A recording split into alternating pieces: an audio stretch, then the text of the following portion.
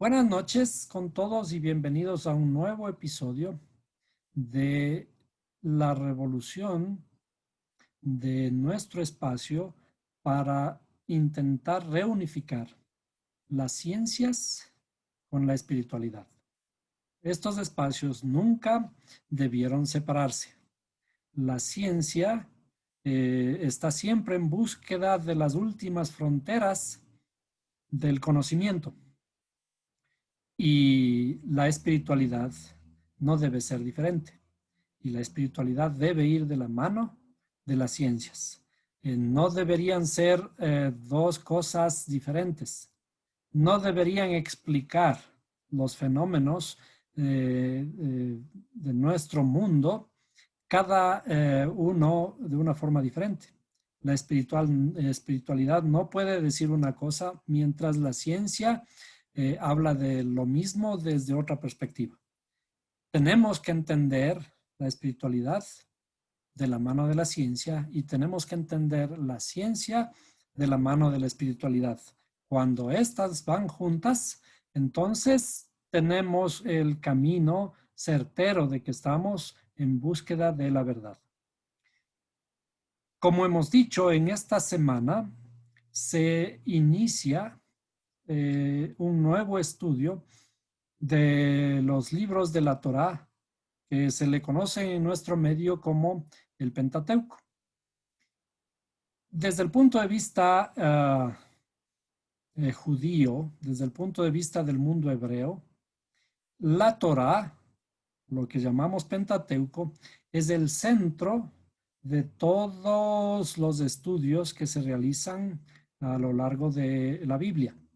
Es decir, la Torá está al centro y todos los otros libros como los profetas, los escritos, los salmos, inclusive el Nuevo Testamento, hablan de la ley, lo que se conoce como ley, lo que se conoce como la Torá o lo que se conoce como el Pentateuco. Entonces, ¿cómo inicia la Torá? Nosotros hemos dicho que estamos en el inicio de un nuevo ciclo de estudios de la Torá. Y la Torá inicia con un verso que parece muy sencillo. Vamos a ponerlo en pantalla. ¿Bien? El primer verso de toda la Biblia, ¿sí?, dice: en el principio creó Dios los cielos y la tierra. ¿De qué creación está hablando? La creación de los cielos y la tierra parecería que describe lo que a nosotros nos interesa descubrir. A nosotros nos interesa descubrir de dónde venimos. ¿Qué son la tierra y los cielos? ¿Cómo fueron creados los cielos y la tierra? Pero, en realidad, desde el punto de vista de la interioridad de los escritos, este solo verso resume todo el pensamiento escrito a lo largo de toda la Biblia. El primer verso de la Biblia, vuelvo a repetir, resume toda la Biblia, resume todo el pensamiento que gira alrededor de toda la Biblia. Es decir, es como la portada de la Biblia. La portada es, ustedes cuando van a comprar un libro, nos fijamos en la portada tiene una imagen y una frase que es el título, que resume lo que el autor intenta explicar en todo el libro. Para la Torá, para la Biblia, este verso es justamente esa portada, la portada de toda la Biblia, en el que se encuentran en realidad detallados muchos de los aspectos que están descifrados a lo largo de todas las historias. De manera que el resumen de toda la Biblia se encuentra aquí.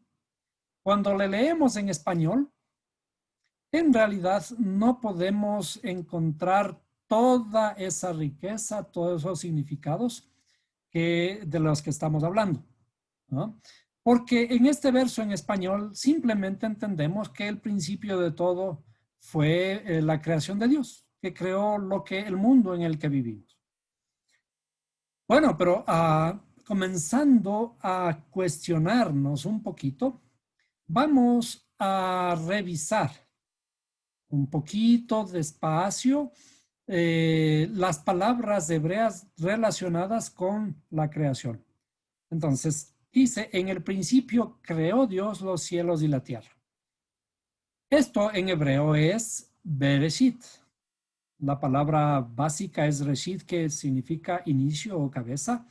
Y para que signifique en el principio sería Bereshit. Esta gramática lo iremos aprendiendo un poquito porque no es el interés nuestro de conocer el hebreo, sino la Torá desde la perspectiva hebrea. Entonces dice Bereshit y aquí dice Bará. Y aquí quisiera que tomemos nota, ¿no? Cuando dice en el principio creó, la palabra hebrea utilizada para crear es Bará. La palabra Bará. Entonces, Bereshit Bará y luego Bereshit Bará Elohim y hay unas palabritas escondidas, como hemos visto algunas veces aquí que no se han traducido.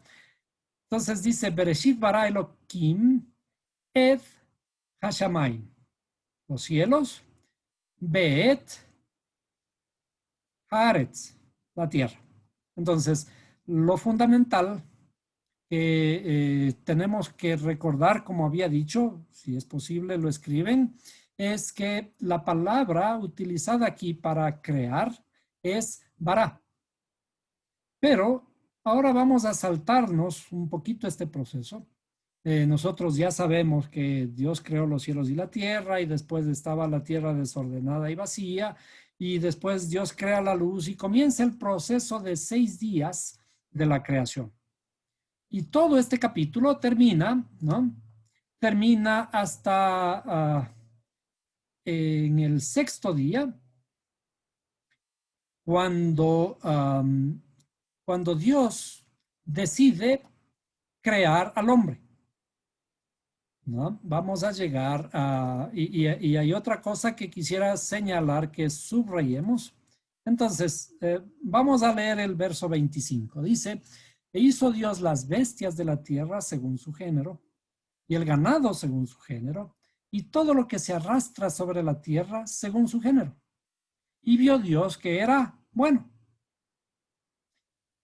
Y ahora aquí, con especial cuidado, dice, y dijo Dios, hagamos al hombre a nuestra semejanza. Hagamos al hombre a nuestra imagen, conforme a nuestra semejanza, y ejerza dominio sobre los peces del mar, sobre las aves del cielo, sobre los ganados, sobre la tierra y sobre todo reptil que se arrastra sobre la tierra.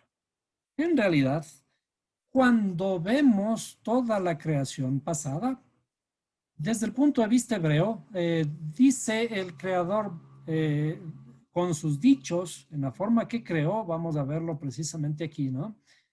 Comienza el creador y dice, y dijo Dios, y dice en el hebreo, Bayomer Elohim, y generalmente está diciendo Dios, y dijo Dios, Bayomer Elohim, varias veces, ¿no? Simplemente dice, y lo dice en singular. Y vemos a Dios, al creador, creando su creación, ¿no? Y otra vez Génesis 20 dice, Bayomer Elohim, ¿no? Produzcan, y dijo Dios, produzcan las aguas. Es decir, el creador siempre está hablando en singular. Sin embargo, cuando llega a la creación del hombre, algo ocurre, ¿no? En el verso número 26 que habíamos dicho, ¿no? En el verso 26, de pronto hay algo que nos sorprende, ¿no? Y dice, y dijo Dios, hagamos al hombre a nuestra imagen, conforme a nuestra semejanza. ¿Por qué ese cambio? de gramatical. ¿Por qué el cambio de plural, de singular a plural? Ahora, veamos qué palabra utiliza aquí para hagamos, ¿no? Hagamos al hombre es una palabra que ya no es la misma bara, sino es asá. ¿Sí? Asá. Entonces, vamos a notar esta otra parte aquí. Perfecto. Ahora, pues vamos a saltar al capítulo 2. Nos saltamos al capítulo 2 y leemos un poquito, ¿no? Dice, así fueron acabados los cielos y la tierra y todas sus huestes. ¿Qué significa eso de todas sus huestes? Fueron acabados los cielos y la tierra y todas sus huestes. ¿Qué son las huestes? Las huestes generalmente nos dan la idea, nosotros son como los ejércitos, ¿no? De personas. ¿Por qué la escritura habla de los cielos y la tierra como que fueran personajes, como que fueran personas? Porque habla, dice, y todas sus huestes. Y más abajito todavía vamos a ver otras cosas interesantes, ¿no? En el séptimo día completó Dios la obra que había hecho. Entonces ya vemos aquí que dice en el séptimo día completó. No era que había hecho en 6 días todo. El séptimo día descansa o completa. ¿Cuál es la diferencia? Habíamos visto, nos habían enseñado de que en el séptimo día el Creador descansó. Y sin embargo aquí dice, y en el séptimo día completó la obra que había hecho. Entonces, estas cositas les vamos a seguir manteniendo por allí, les vamos a anotar porque tenemos algún momento que confrontarnos a todas estas cosas, ¿no? Y dice, y luego, y reposó en el día séptimo de toda la obra que había hecho. Y bendijo Dios el séptimo día y lo santificó porque en él reposó de toda la obra que él había creado y hecho. Para revisar el concepto que habíamos señalado en el primer verso, aquí dice, y bendijo Dios el séptimo día y lo santificó porque en él reposó de toda la obra que él había creado y hecho. Entonces veamos, ¿qué dice, qué palabra está utilizando para crear?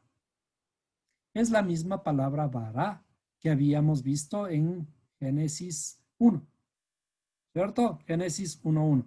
Entonces, hasta aquí está bien. O sea, seguimos con la creación de Dios. Muy bien, ahora, la creación del hombre y la mujer. Esto ya estaba relatado en el capítulo 1 y aquí aparece como que existe una repetición del acto de la creación, ¿no? Y dice, nuevamente refiriéndonos al primer verso que habíamos leído de este capítulo, dice, estos son los orígenes de los cielos y la tierra cuando fueron creados, el día en el que el Señor Dios hizo la tierra y los cielos. Bueno, antes de pasar a esto que les había mencionado, ¿por qué hay un cambio en la creación aquí? Dice, estos son los orígenes de los cielos y de la tierra. ¿Cuándo fueron creados? El día que el Señor hizo la tierra y los cielos. También hay un cambio, ¿no? Una modificación en el orden, en este caso ahora en el orden. Primero comienza el relato a decir que Dios creó los cielos y la tierra y después dice cuando Dios hizo la tierra y los cielos. Ahora, revisemos la palabra. En la primera parte, la palabra utilizada es crear, ¿no? Y confirmamos con el hebreo, ¿cierto? Dice, cuando fueron creados, sigue siendo la palabra bara. Muy bien, ahora, y dice, el día que el Señor Dios hizo la tierra y los cielos, pero aquí dice hizo, ya no dice creó. Y se acuerdan de la palabrita que estábamos hablando de en el capítulo 1 que dice hizo, era asá. Veamos, revisemos un poquito. Vamos a retornar a donde estaba am, ah, en esta parte, fecundos, perdón, déjenme revisar. Hagamos, cuando dice hagamos, ¿qué palabra utiliza? ¿Eh? Es la palabra asá. Hagamos del verbo hacer, ¿no es cierto? Y ahora vamos al capítulo 2 y dice, ¿eh? Y dice,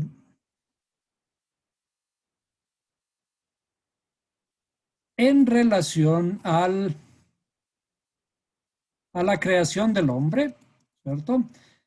Cuando dice, primero creó los cielos y la tierra en el orden primario, ¿no? Primero los cielos, después la tierra, y después dice, hizo de hacer del verbo en hebreo asá, ¿sí? Que significa ahora hacer la tierra, pero dice hizo la tierra y los cielos. Entonces en un orden diferente. Esto vamos tomando nota para seguir analizando un poquito el texto, ¿no? Dice ahora, y toda planta del campo antes que fuese en la tierra. Si revisamos el texto, cuando vemos en la creación, habla de la tierra, siempre vamos a encontrar en el capítulo 1 la palabra Eretz, refiriéndose a la tierra, ¿no? Toda la creación que hizo dice en la tierra Eretz, la palabra Eretz. Ahora, y toda hierba del campo antes que naciese, porque aún no había el Señor Dios hecho llover sobre la tierra. Sigue la palabra Eretz, ¿no? Está normal. Ni había hombre para que labrase. ¿Qué debería decir allí cuando dice la tierra? ¿No? Hemos visto que las tierras de que está hablando antes por acá es Eretz, pero curiosamente cuando está hablando ahora de la creación del hombre, va a crear al hombre, dice, porque Dios aún no había el Señor Dios hecho llover sobre la tierra, Eretz, ni había hombre para que labrase la tierra, Adamá. Es una palabra distinta, ¿cierto? ¿Qué significa esto? De alguna forma, cuando Dios va a crear al hombre, ya no le va a crear de la misma tierra, digamos, como si fuera. Nosotros no somos creados del mismo barro, en otras palabras. Somos creados no de Eretz, sino de Adamá. Desde luego que lo que está hablando son términos espirituales. No tenemos que pensar en que nosotros, por ser seres humanos, nuestra materia no es la misma que los animalitos en lo físico. ¿Por qué? Porque nosotros tenemos huesos, tenemos carne, tenemos todos los mismos atributos que los animalitos. Y cuando nos morimos, nos hacemos de la misma forma que los animalitos, nos hacemos tierra también.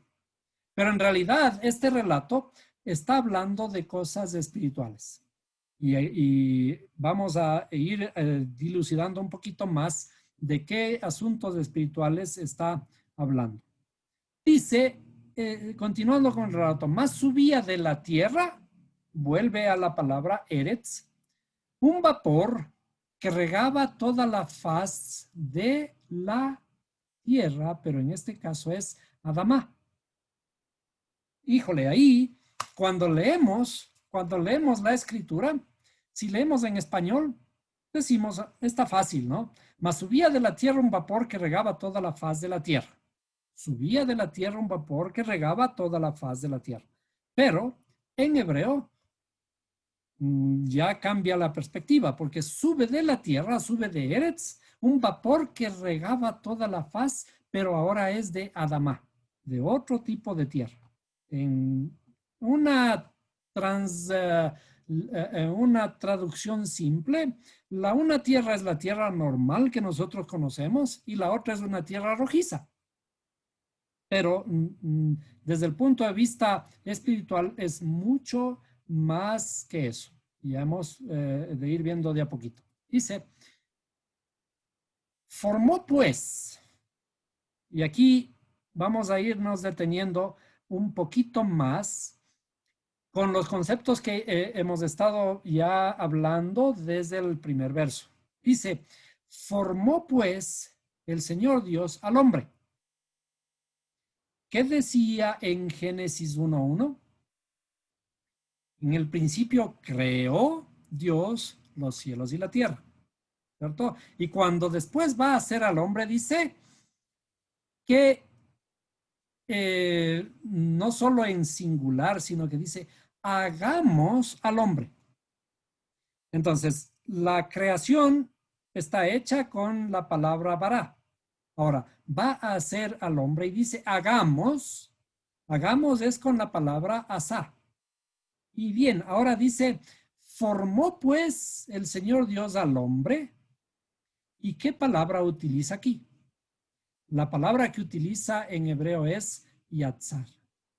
Yatzar, que tiene una connotación diferente a la creación. Entonces, en español decimos, creó, ahora creó los cielos y la tierra, creó a los animalitos y luego va a, dice, formó Dios al hombre y dijo, hagamos Dios, dijo Dios, hagamos al hombre. Pero ahora comienza el relato de la creación del hombre y dice, formó. Formó pues el Señor Dios al hombre y utiliza la palabra yatzar.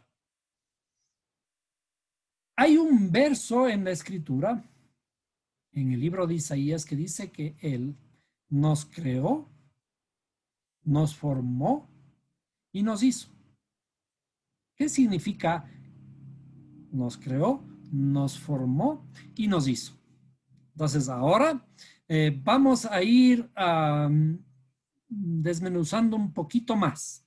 Terminemos esta lectura y comenzamos a desmenuzar la interpretación de la creación relatada en el libro de Génesis. Dice, formó pues el Señor Dios al hombre del polvo de la tierra. Veamos, ¿de qué polvo, de qué tierra creó Dios al hombre? Como habíamos estado insinuando en el verso anterior, no se trata de la misma tierra, Eretz, ¿sí?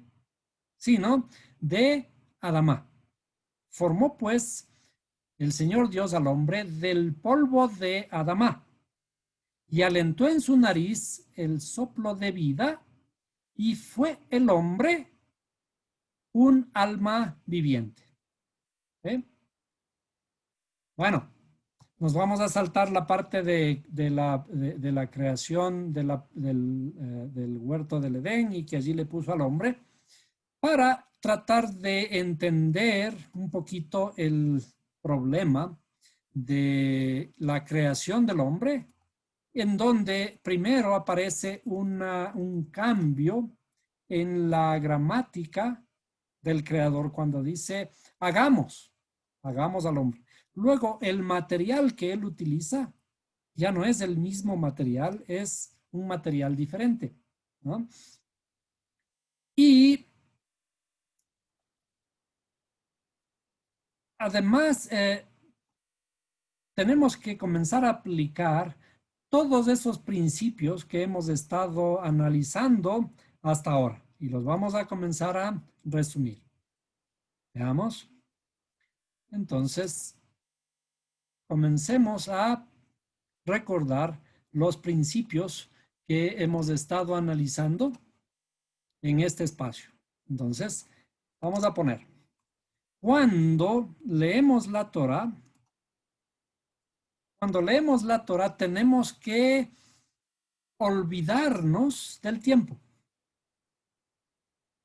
Porque para el creador y para el mundo espiritual, el tiempo no existe.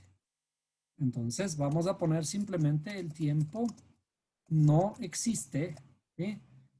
Desde la perspectiva de la espiritualidad, desde la perspectiva del mundo espiritual. En el mundo espiritual el tiempo no existe. Por lo tanto, ¿cómo debemos leer este relato? ¿Cierto? Primero, el tiempo no existe. Y si el tiempo no existe, entonces tenemos que transformar nuestro lenguaje para tratar de interpretar la escritura de un modo diferente. El creador, Dios, y vamos a ponerlo en este sentido, ¿no? Dios es el creador, ¿sí? Dios es el creador. ¿Qué implica esto?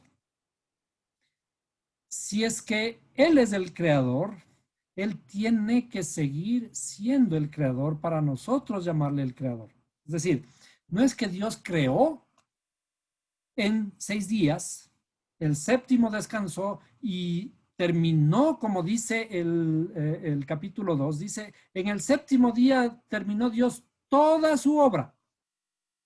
¿Qué significa? Si es que en el séptimo día Dios ya terminó toda su obra, ¿qué está haciendo ahora? Si el creador no es creador ahora, ¿qué es?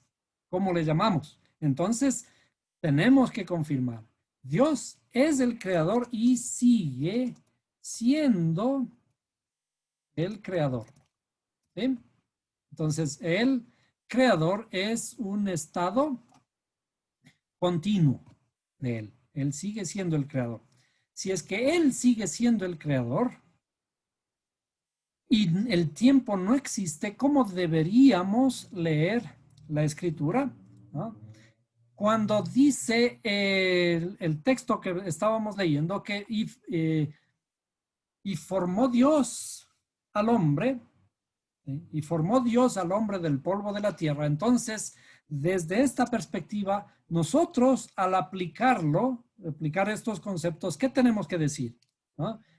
Y está formando Dios al hombre.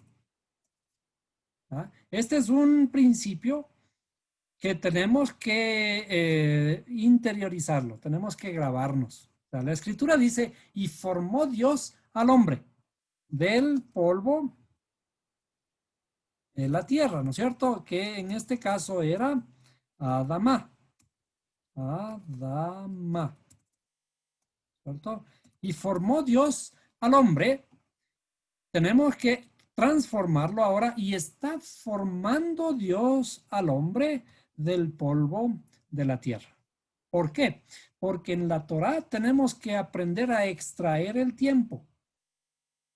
Cuando decimos, y formó Dios al hombre, esto nos da una idea de que todo fue terminado hace 6,000 años, digamos, atrás. Y entonces, ¿qué está haciendo ahora Dios?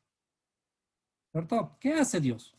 Pero en realidad, la Torá tiene que ser interpretada de una forma continua, de una forma como si en este mismo instante estuvieran ocurriendo nuevamente todos esos acontecimientos que parecen desde el principio hasta el final. ¿Por qué? Y en esto aprendemos, en esto siempre aprendemos y siempre volvemos a dibujar porque todo es un ciclo. Y cuando es un ciclo, esos ciclos siempre se repiten. Y por eso nosotros aprendemos a través de los ciclos anuales que la Torá se repite y nosotros tenemos que volver a las lecturas de la Torá y a las mismas lecturas del año pasado, a las mismas fiestas sagradas del año pasado, ¿sí? Para volver a repetirlas y volverlas a tener conciencia de cada una de ellas en un nivel cada vez más sublime. Es decir, todas las cosas se repiten y por eso, como dijimos un momento atrás, ¿sí? No hay nada nuevo debajo del sol. Eso dice Salomón. No hay nada nuevo debajo. Bueno, ahora, entonces, y está formando Dios al hombre del polvo de la tierra. ¿Qué significa todo esto? ¿No? ¿Qué significa todo esto? Está formando Dios al hombre. El hombre, desde que aparece aquí en la tierra, ha ido evolucionando. Acuérdense los principios que dijimos al inicio de la clase, ¿sí? Tenemos que ir con la ciencia paralelamente también a la espiritualidad, y en este caso al relato de la Torá. Vuelvo a repetir. Entonces, el hombre, desde su aparición aquí en la tierra, ha ido evolucionando. ¿Qué significa evolucionando? ¿Sí? Evolucionando significa cambiando, ¿no? Si tenemos que cambiar, entonces está bien. Si es que no tenemos que cambiar, si nos creemos que ya somos lo que tenemos que ser, entonces hay algo todavía en nuestra interioridad que tiene que morir. Nuestro ego no nos permite el cambio. Nuestro egoísmo, nuestro orgullo. Nuestro orgullo no nos permite visualizar las cosas en una forma adecuada. La falta de humildad, ¿sí? La falta de humildad de creernos nosotros en todos sentidos superiores a todas las cosas, ¿no?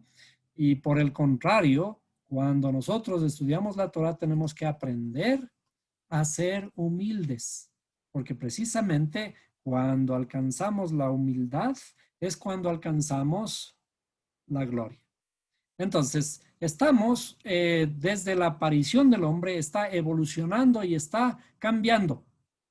Evolucionar es cambiar, adaptarse a las nuevas condiciones. Y justamente bajo esta pandemia nosotros estamos enfrentando cambios, estamos transformándonos, estamos haciéndonos más fuertes para poder vencer todos estos problemas que tenemos debido a la pandemia.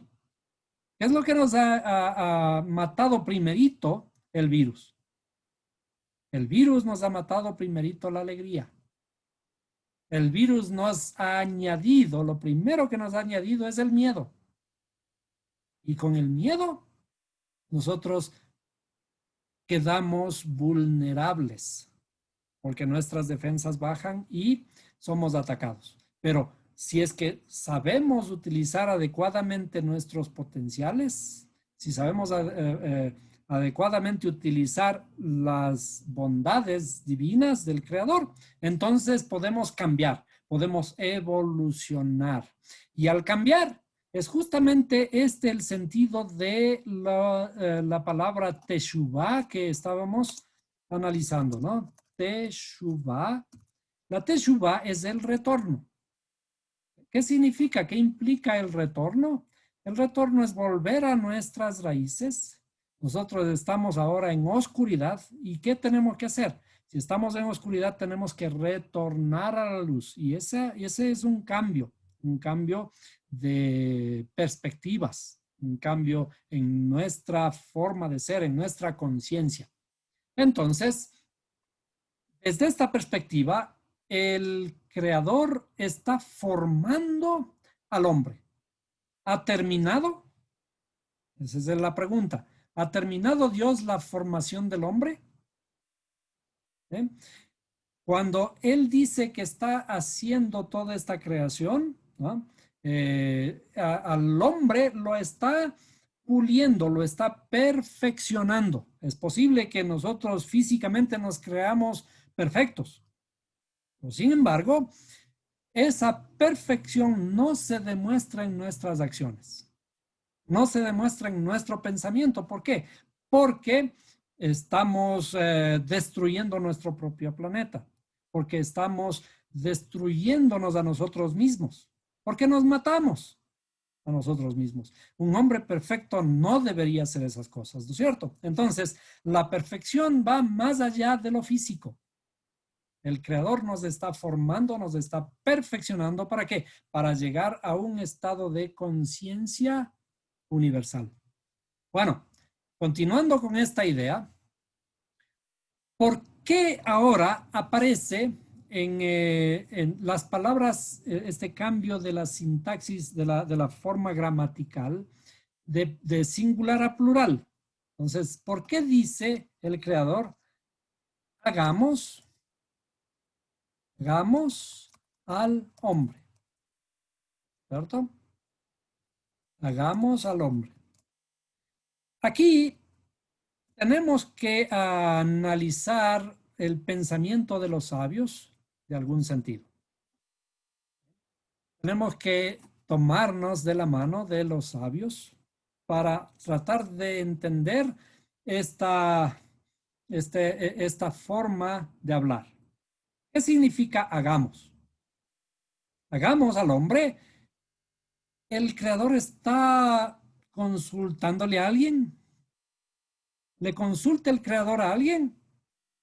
Si está realizando su creación, ¿sí? Si está creando, se supone que el creador está solo. ¿A quién le consulta? Entonces, tomando en cuenta lo que habíamos estado hablando, quitándole el tiempo, quitándole estos conceptos que mantenemos, esas estructuras que mantenemos desde hace mucho tiempo atrás, comencemos a pulir un poco la idea. Y además, utilizando estos conceptos, ¿cierto? Estos conceptos que de alguna forma tienen que ser analizados desde la perspectiva científica, ¿cierto? Esta evolución, este cambio. Entonces dice, hagamos al hombre. ¿Qué fue lo que primero hizo Dios? Desde este relato, la descripción literal del relato secuencial, de una secuencia, ¿no es cierto? Primero hace Dios los cielos y la tierra. Y después dice, la tierra estaba desordenada y vacía, y luego crea la luz, y después comienza a hacer las plantas, y después comienza a hacer los animalitos, y termina finalmente en el punto en que está listo para hacer al hombre. Entonces, ¿qué dicen los sabios? Que por qué el creador dice, hagamos al hombre. Es como que hubieran ciertas fuerzas que se juntan para la creación del hombre. Entonces, vamos en el proceso evolutivo. En el proceso evolutivo, primero aparece, digamos, los cielos y la tierra, en otras palabras, lo inanimado, ¿cierto? Después aparecen las plantas, ¿eh? Que sería de alguna forma ya la vida, ¿eh? Aunque todos estos conceptos son muy relativos. Tenemos que decir de antemano que la vida no es simplemente esto, ¿no? Y luego de las plantas, los animales, a grandes rasgos, ¿no es cierto? Los animales, ¿sí? Llegamos a los animales y entonces estamos listos para la formación del hombre. Entonces, ¿qué dicen los sabios? El creador utilizó toda su creación, el creador utilizó toda su creación previa para formar, al hombre. ¿Se acuerdan que estábamos hablando de que dice, formó pues Dios al hombre, ¿cierto? Utiliza todo lo anterior, todo lo creado, todas las fuerzas, toda la estructura, toda la ciencia que había creado con lo inanimado, con las plantas, con los animales y con toda el cielo que tenemos arriba para crear al hombre. Entonces, lo que implica aquí, ¿sí? El hagamos está relacionado con todas esas creaciones previas. Entonces, ¿qué implica esto? Está hablando de que el hombre es un ser que ha evolucionado desde todo lo anterior. Es decir, nuestro proceso es una evolución, un cambio, una modificación, un crecimiento a partir de todo lo anterior. Este es una de las perspectivas, de las explicaciones de los sabios. Otra explicación es, ¿se acuerdan que estábamos hablando como que habla de alguna forma diferente cuando habla de los cielos y la tierra y sus huestes y todo ese tipo de cosas? Los días de la creación también, cuando vemos en los salmos, dice, y un día transmite a otro sabiduría, por ejemplo, ¿cierto? ¿Cómo es que un día transmite a otro sabiduría? Y vemos en la escritura como que tienen cierta vida los días, ¿no? Los días explicados en la escritura ya vimos que son inclusive otras cosas.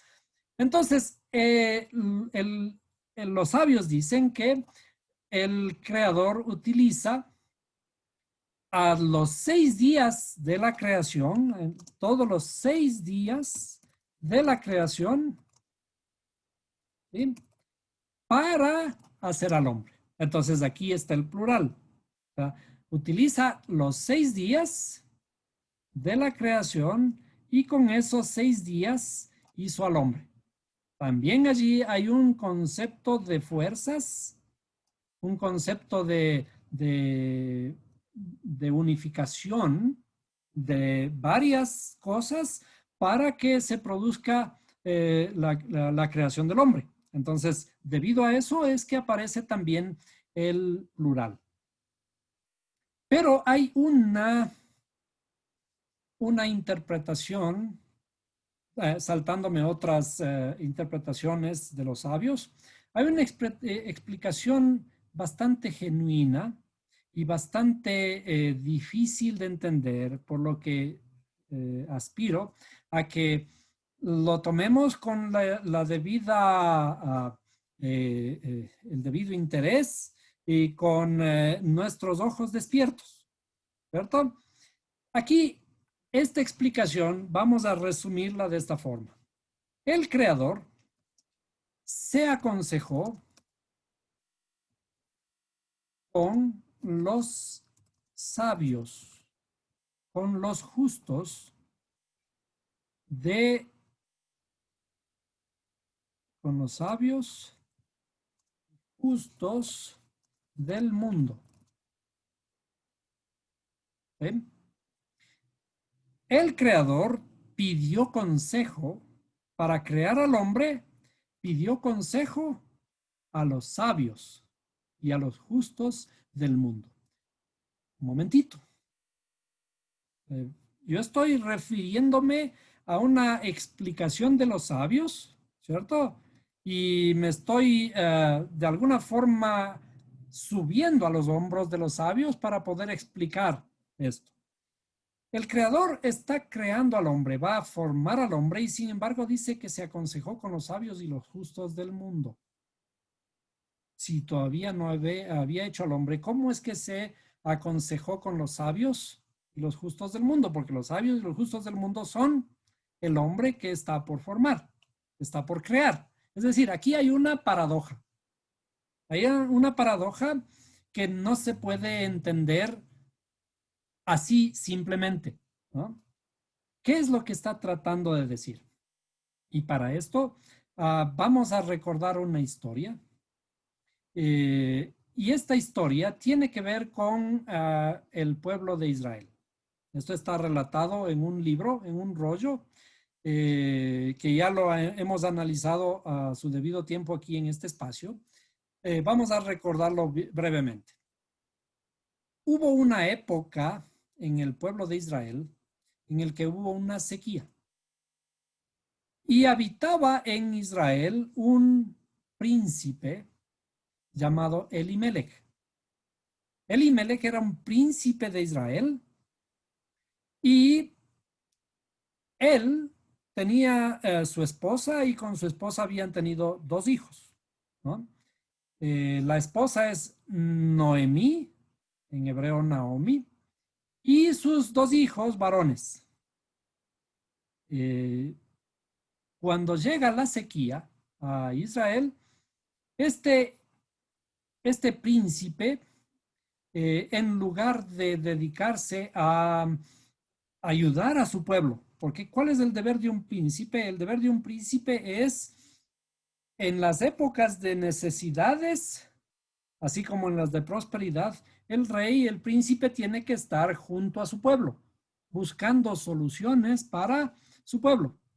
Pero él llega a la sequía y decide irse. Y se fue a habitar con su familia en Moab.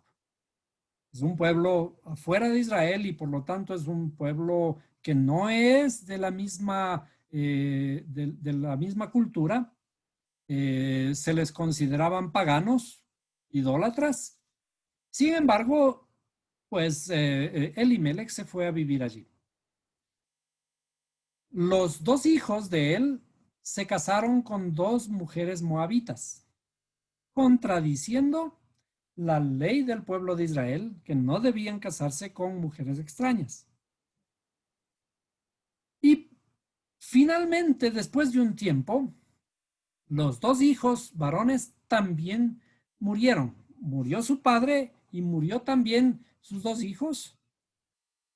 Y se quedaron Noemí con sus dos hijas, perdón, sus dos nueras, ¿no es cierto? Así que llega a los oídos de Noemí que finalmente Israel ha vuelto a la normalidad, ha vuelto a la calma, ya no está la sequía. Así que viéndose ella sola, decide regresar. Dice, regresaré a mi pueblo y les cuenta a sus nueras, les dice, hijas mías, yo he decidido regresar a Israel, a Belén, de donde soy, y ustedes pueden quedarse. Y una de las nueras, llamada Orpa, le dice, bueno, está bien, si te vas, adiós, y se despide. Y la otra, Ruth, le dice, no, yo no me quedo. Yo me iré contigo y a donde tú vayas iré yo. Tu pueblo será mi pueblo y tu Dios será mi Dios. Y donde tú mueras, moriré yo. Entonces, viendo esta actitud de su nuera Ruth, Noemí decide regresar con ella y allí en Israel ya finalmente Ruth es redimida. ¿Qué significa que Ruth es redimida? La redención, de acuerdo a las costumbres israelitas de esa época, tenía que casarse con un pariente cercano. La redención de una mujer después de haber perdido a su marido era casarse con un pariente cercano, pariente de su esposo. En el análisis de esta historia, digamos que Elimelech decide abandonar Israel, a su pueblo, y se va. Y en su vida, lejos de Israel, pierde a sus dos hijos. Al perder sus dos hijos, está perdiendo su esperanza, está perdiendo su semilla de continuar con su tradición, con continuar con lo que él había pensado en su interioridad al dedicar su vida al Creador, porque eso es lo que hacen todos los judíos, todos los israelitas, al aceptar el yugo de la Torá, voluntariamente deciden entregar su vida para el servicio del Creador, como se llama esto, ¿cierto? Que es la religiosidad. Cuando se mueren sus dos hijos después de la muerte de él, se extingue esa posibilidad. Se extingue esa posibilidad física. ¿No? Se extingue la posibilidad física de continuar el servicio al Creador que debía hacer este príncipe de Israel. Ya sus hijos se murieron y ya no hay más. Pero aquí entra lo curioso. Lo curioso es de que una mujer moabita de fuera del pueblo de Israel decide convertirse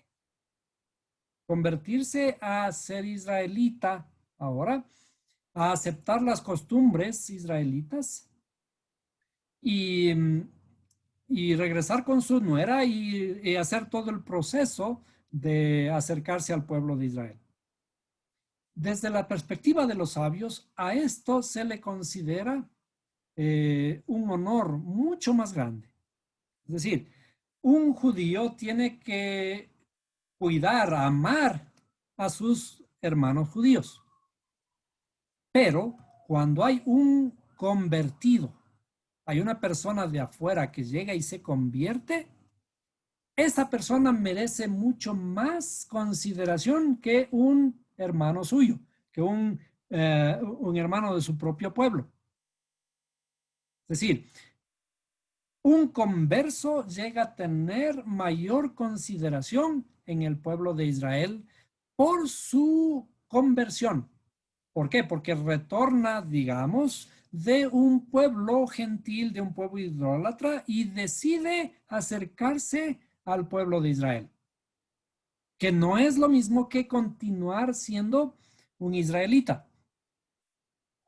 Cuando Elimelech pierde físicamente esta conexión con el pueblo de Israel, porque hasta sus dos hijos mueren y no tuvieron hijos, ellos, los dos hijos, no tuvieron a su vez hijos, perdió, digamos, toda la esperanza. Pero sin embargo, esta esperanza viene de una de sus nueras. Y acuérdense que estamos hablando de Moab y de todos los otros pueblos que son considerados idólatras y que desde la simbología de la escritura vienen de la oscuridad. Ahora, ¿quién es Ruth? ¿No? Ruth se le considera la madre, la principal, el símbolo de todos los conversos, ¿no? Pero de Ruth desciende David.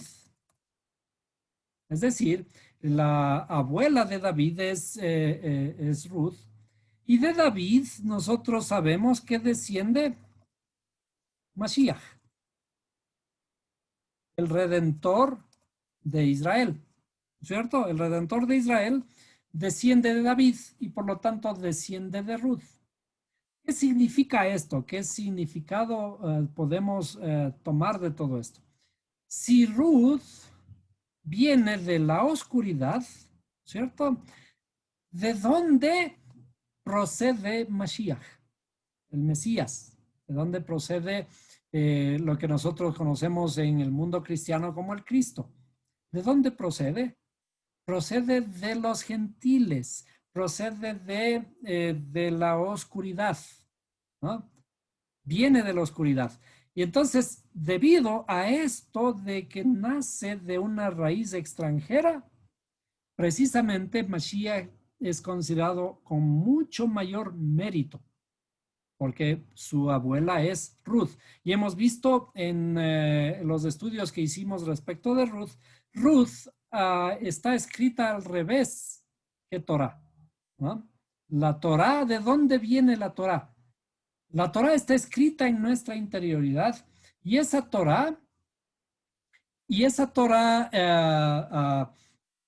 al estar escrita en nuestra interioridad, esa Torah tiene que ser revelada. En nuestra interioridad nosotros estamos en oscuridad al inicio y tenemos que ir transformando la Torah hacia la luz. Y ese es el significado de Ruth.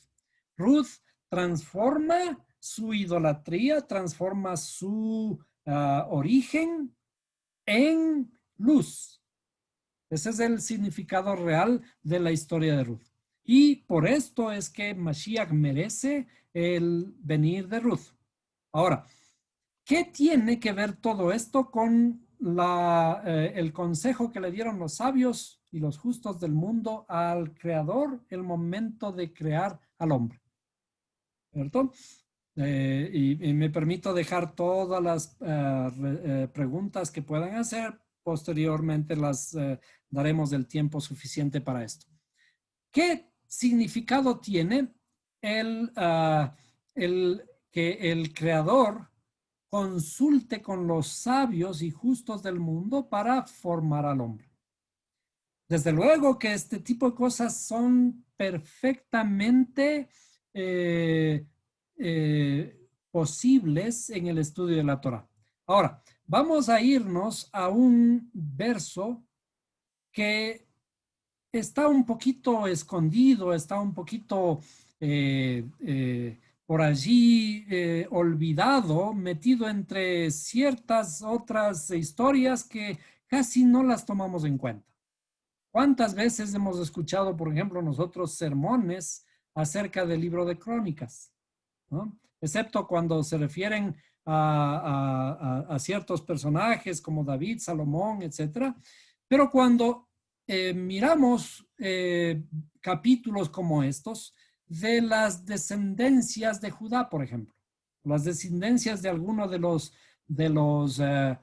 patriarcas, descendencias de alguno de los hijos de Jacob, de los 12 hijos de Jacob, ¿no? En este caso de los descendientes de Judá. ¿No? Comienza y dice, los hijos de Judá fueron Pérez, Asrón, Carmí, Ur, Sobal, y de Ahía, hijo de Sobal, y un montón, una letanía. ¿Qué tienen que ver todos estos? ¿No? Sigamos, saltémonos un poquito y vamos a llegar a un verso un poco al final casi. ¿Eh? Comencemos con el verso 21, cuando está finalizando todas las descendencias de Judá. ¿Qué significado tiene Judá? La palabra Judá, Yehudá, es un símbolo de la unificación con el Creador. Bueno, dice, los hijos de Selah, hijo de Judá, fueron padre de Leca, y la Adá, padre de Maresa, y las familias de la casa de los que trabajaban, Elino en Beth Ashbea. Hasta ahí nada que podamos entender. Ahora dice, y Joacim, los hijos de Coseba, Joás y Saraf, que gobernaban en Moab, y Jasubín Lehem, y los registros son antiguos. Un verso que no podemos entender así a simple vista, ¿no? Y continúa y dice, estos eran alfareros y habitantes de Netaim y Gedera, moraban allí con el rey para hacer su trabajo. Un par de versos que no tienen mayor significado si no los entendemos adecuadamente. Cuando comenzamos a detenernos un poquito en estos, dice y Joacim, los hombres de Coseba y Joás y Saraf, que gobernaban en Moab. En otras traducciones, vamos a ver qué nos dice otras traducciones. Dominaron en Moab. ¿Qué otra traducción dice? Vivían en Moab, se fueron a vivir en Moab. Habla alguna otra. Vamos a tratar de poner los paralelos en estas historias. ¿Sí? Dice, quienes, según crónicas muy antiguas, antes de volver a Belén, se casaron con mujeres moabitas. ¿Sí? Veamos, sigamos analizando, ¿no? Dice, Joquim, los hombres de Joseba y Joás y Saraf, que se casaron en Moab. ¿Cierto? Ahora comencemos a recordar la historia que estuvimos hablando hace un ratito del libro de Ruth. ¿Quiénes fueron los que se casaron en Moab? Los hijos de Elimelech. Los hijos de Elimelech se casaron en Moab.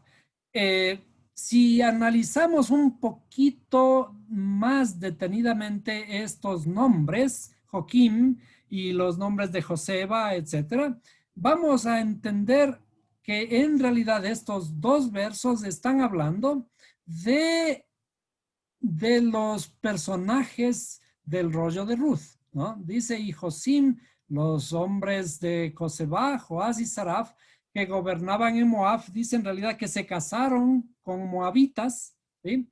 Y habla de Jasubí Lehem. Esto es una cosa también que hay que analizarlo detenidamente. Dice, si cambiamos las traducciones nuevamente, dice, Hasubi Yashubi Lehem. ¿Qué parecido tenemos a un nombre hebreo que está relacionado con esta historia de Ruth? ¿Eh? Un nombre hebreo que está relacionado con esta historia de Ruth. El lugar de la procedencia de esta familia era Beit Lehem. Beit Lehem. ¿Ya? Y aquí está hablando de Yashubi Lehem. ¿Sí? Yashubi Lehem está hablando, dice, que devuelve el pan. ¿Y qué era Beit Lehem? La casa del pan.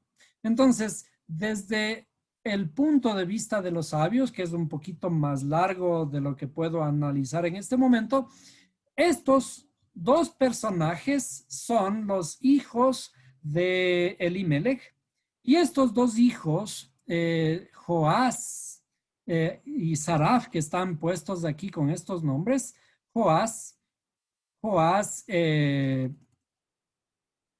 dice, bueno, aquí solo le traducen como un nombre, dice una explicación de un nombre, pero está hablando de encendido. Por ejemplo, dice Yehoash, está hablando de encendido o de quemado, ¿no es cierto? De quemado. ¿Y qué dice el otro? Sarab, ¿sí? Que viene también de ardiendo, ¿sí? De ardiendo. ¿Qué es lo que ocurrió, como dijimos en la historia de Ruth? Un padre que se va de su pueblo a un pueblo extraño, y allí sus dos hijos se casan con mujeres moabitas, ¿sí? Que no eran de su pueblo, no eran israelitas, contradiciendo la ley del Creador, y se casan con moabitas. ¿Qué es, a qué estado llegan estos dos hijos? Estos dos hijos llegan a quemarse, a terminar realmente el trabajo o la intención que debe tener todo israelita para continuar en el servicio al Creador. ¿Cierto? Dijimos que los dos hijos terminaron físicamente una ilusión de todo padre, en este caso Elimelech, para continuar con el servicio al Creador. Casándose con dos moabitas, finalmente se murieron, no tuvieron descendencia y se terminó toda posibilidad de continuar con el servicio al Creador. Eso implican Joás y Saraf. Se quemaron. Los dos hijos se quemaron en fuego las ilusiones o el trabajo, el posible trabajo que podía hacer Elimelech. Y esta historia, como dijimos aquí, se casaron con moabitas, dice un texto, ¿no? Si revisamos la terminología apropiadamente, se casaron en Moab. Ahora, ¿cómo confirmamos de alguna forma esta historia que está relacionada con la formación?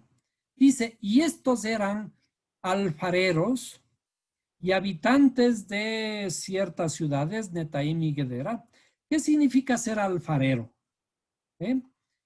Cuando vamos a las raíces, dice Yatzar. Estos eran Yatzar. ¿Recuerdan ustedes en qué parte, qué palabra se utilizaba en la creación, ¿sí? En la formación del hombre? ¿A qué se refería? ¿Qué palabra utilizaba? Hagamos al hombre, y después dice, y formó Dios al hombre. Estaba hablando, utilizando la misma palabra, la misma raíz de la palabra, yatzar. ¿Qué significa yatzar?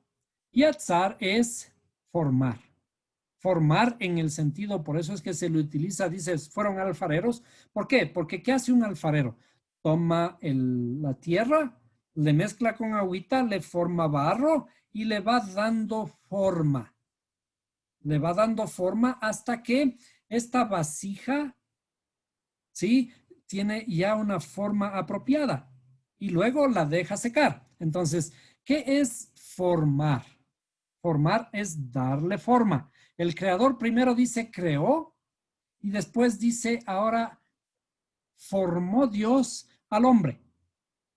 ¿Qué significa formar? Es irle dando forma y justamente en esta historia nos damos cuenta cómo es que va a formar el creador al hombre, dice aconsejándose con Ruth. ¿Por qué? Porque ¿de dónde procede Ruth?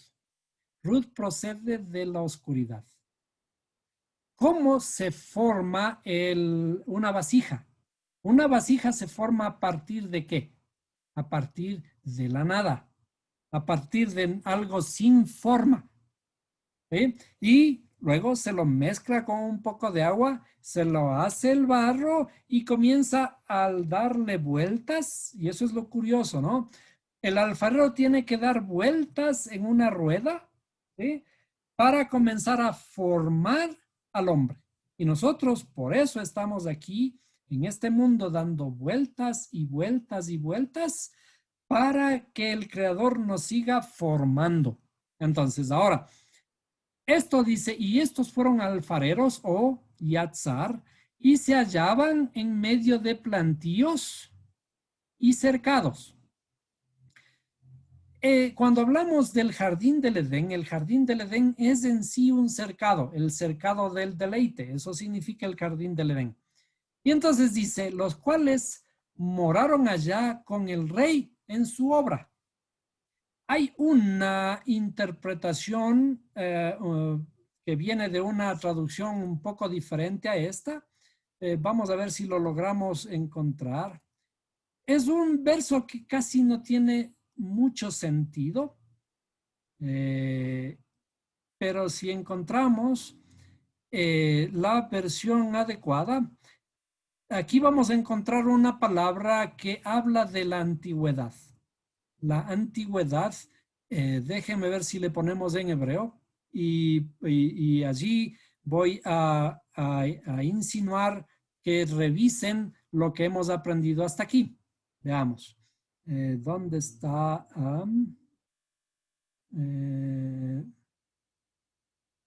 Netaim, no. Veamos. Aquí hay una palabra que está escondida entre todas estas y que viene o está relacionada con el Atik Yomim. ¿Qué es el Atik? Es esta de aquí, Yomim im Melech, ¿sí? Justamente dice,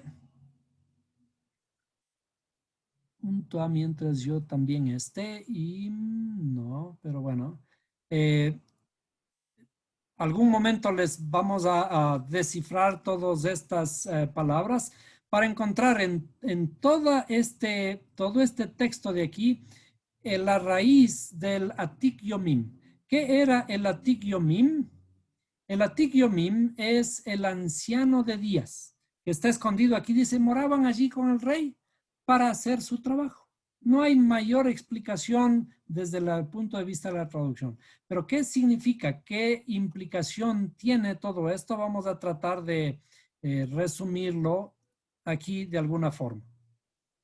Decíamos que nosotros estamos hablando de un proceso de formación. La formación aparece a partir de un punto de oscuridad, que es en donde aparece Ruth. Ahora, cuando nosotros hemos estudiado, déjenme revisar a ver si les puedo poner el texto.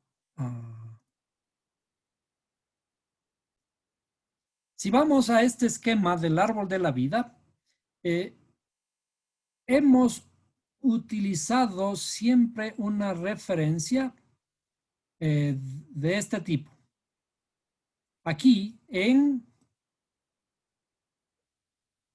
arriba, en la cabeza, están las facultades intelectuales. Y abajo vamos a resumir, como siempre hemos estado haciendo, están las facultades emocionales. Entonces, estas serían facultades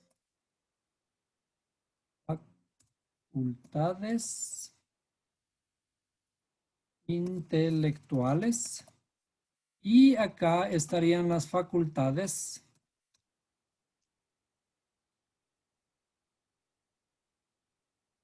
emocionales. Bien.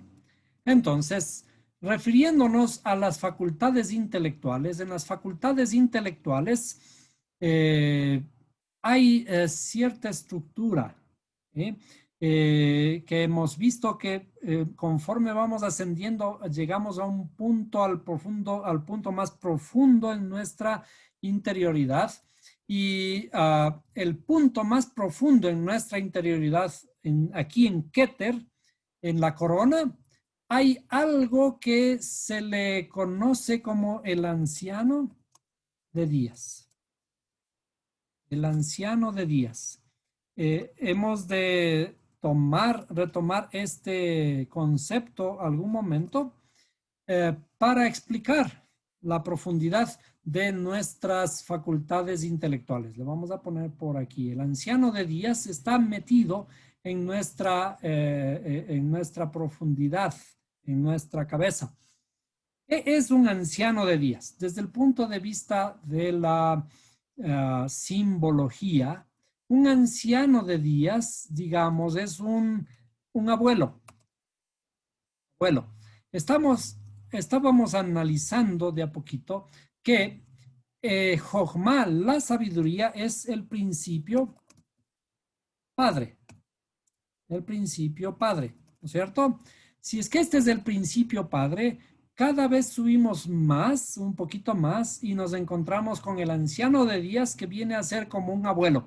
Y es por eso que se le da esta figura de anciano de días.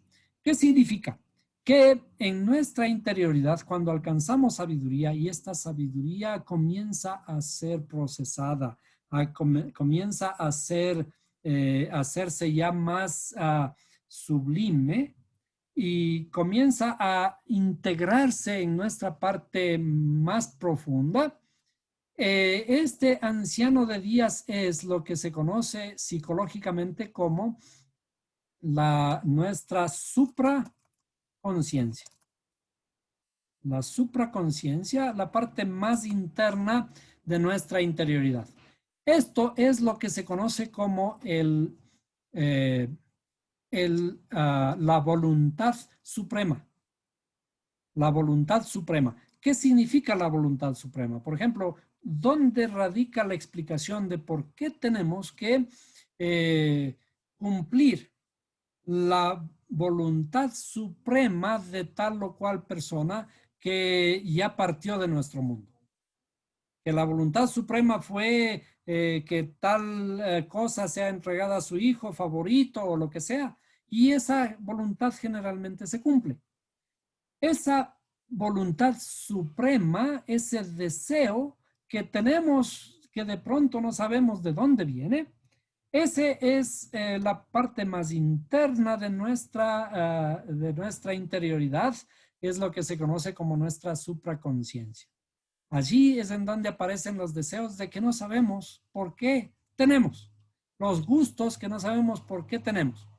Entonces, cuando está hablando de estos dos personajes que hacían el trabajo de alfareros, ¿sí? O estaban en el mundo de la formación, formando, ¿de dónde el creador formaba al hombre? Comenzó la formación del hombre. Comenzó, dijimos, desde la oscuridad. Es decir, cuando está hablando de la historia de Ruth, está hablando de un proceso que es un proceso continuo que tiene que venir desde lo más bajo, ¿cierto? Y tiene que estar en ascenso hasta crear una voluntad suprema que viene o va a llegar a ser nuestro anciano de días.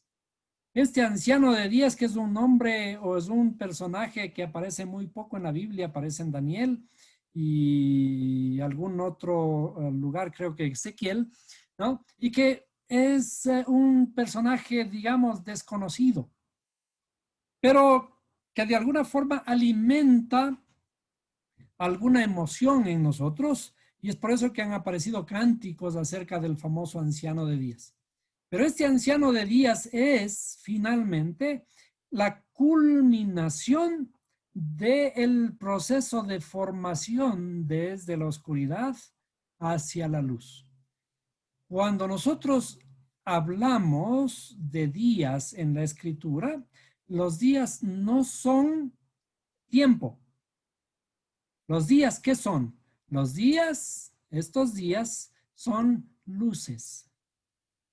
Cuando nosotros vemos en la escritura que dice, y fueron los días de Sara, y fueron los días de Sara, y 100 años, y 20 años, y 7 años, por ejemplo, ¿no? Y fueron los días de tal o cual personaje, no está hablando de edad, ¿sí? Sino está hablando de luces, está hablando del conocimiento que adquirió determinado personaje, que en realidad no es también un personaje, sino es una personificación de nuestras cualidades internas.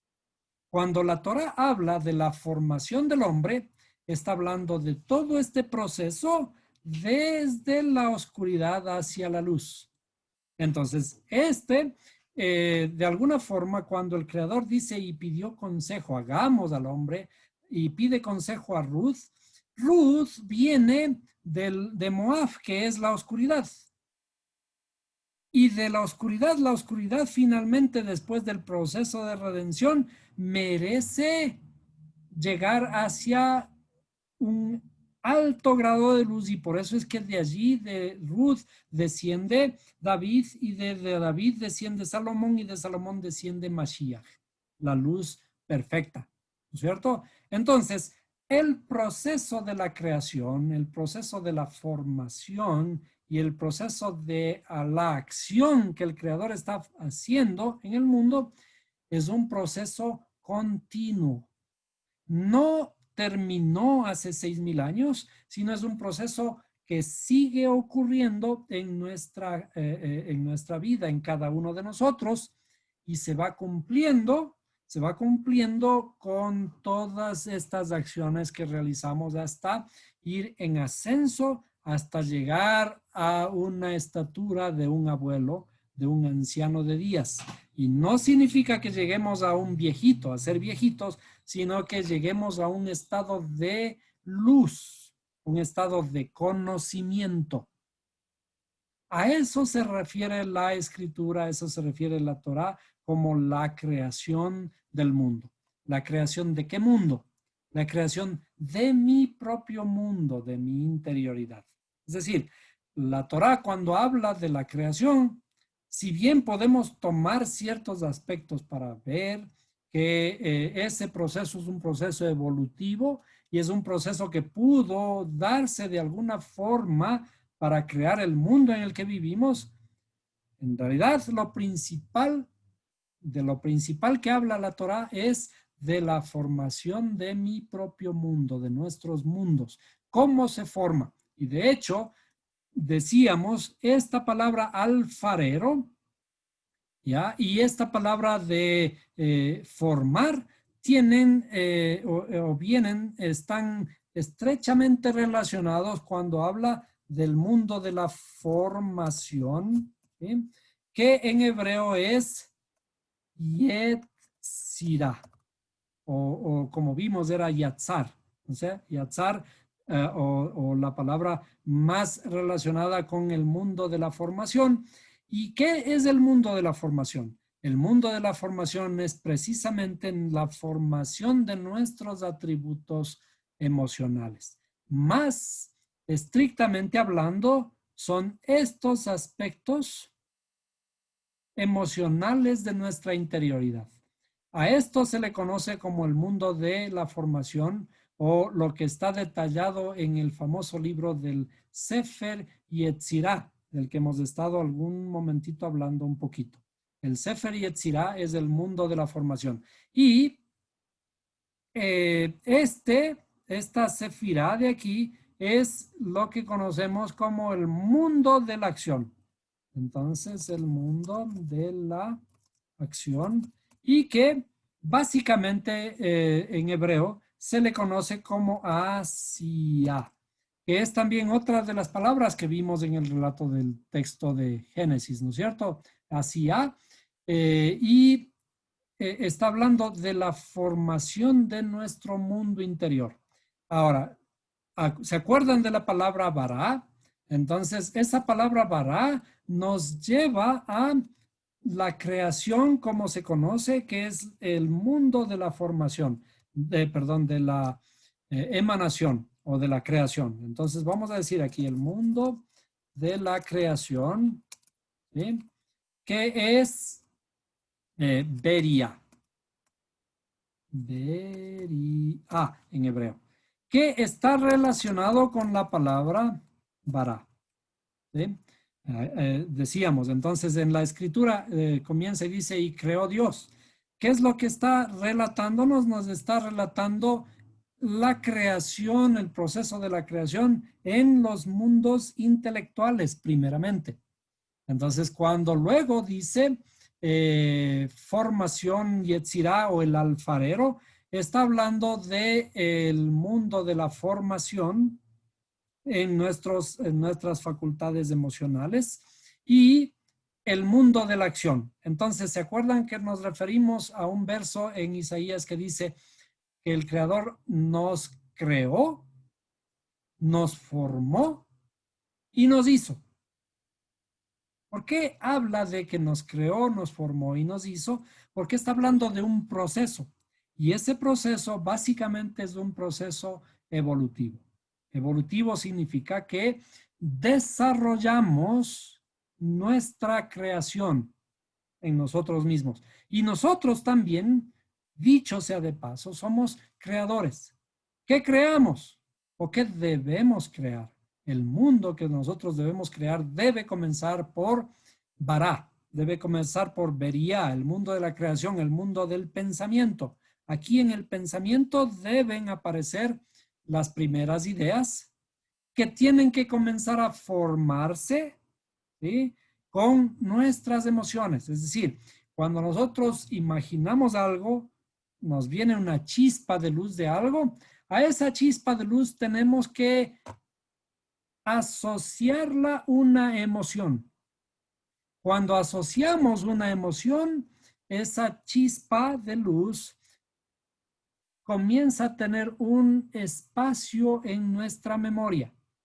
¿Por qué? Porque cuando nos acordamos de alguna emoción, inmediatamente esa nos enlaza hacia la chispa que alguna vez tuvimos, esa idea que tuvimos algún momento en el proceso de la creación.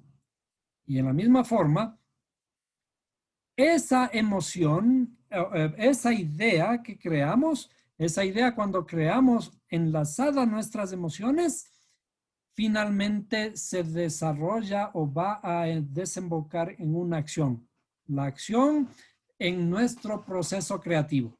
Y eso implica, inclusive aquí está escondido el nombre del creador. Veamos, el nombre del creador estaría aquí como una letra hebrea, la letra hebrea que es la letra Yud, ¿sí? La letra Yud. Vamos a ponerle un poquito más grande para que aparezca la letra Yud, ¿sí? Luego, el mundo de la formación, que es la letra Paf, ¿sí? Yud, en realidad aquí hay una Hei que debe estar intermedia, ¿no? Una Baf, que es el mundo de la formación en Yetzirah, y finalmente la Hei final, la Hei final del nombre del creador que está aquí. Entonces aquí hay una Hei intermedia que le vamos a poner, que es la Hei que estamos formando. ¿Cómo estamos formando esta Hei? Esta Hei estamos formando con el conocimiento de todo lo que estamos aprendiendo al momento. Es decir, la Hei es el producto de nuestra habla, el habla que estamos transformando en este momento.